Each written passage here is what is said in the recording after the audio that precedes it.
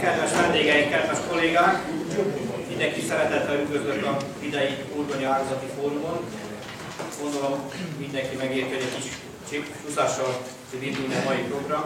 Szeretném megköszönni mindenkinek, aki megtisztelt bennünket ezen a napon, és újra együtt tudunk lenni ezen a szakmai rendezvényen, ami most már évek óta inkább vitafórum jelleget ölt, nem azt a tantermi feladásrendszert, mint ami korábbi évtizedekben megszokott volt. Most is azt szeretném kérni mindenkitől, hogy aktívan vegyen részt a mai nap programjában. Szeretném köszönteni meghívott előadóinkat, vendégeinket, mindenekelőtt Szépe Ferenc főosztályvezető urat a Vidékfejlesztési Minisztérium képviseletéből, Bent Kristóf Ákos urat, szintén a VMT osztályvezető úr, és az összes többi előadót, meghívott hozzászólóinkat, Soltonyi András kollégámat szintén a minisztérium képviseletéből, és átadnám a szót Tóth Zoltán dékánhelyettesünknek, aki a házigazdák nevében köszöntene mindenkit.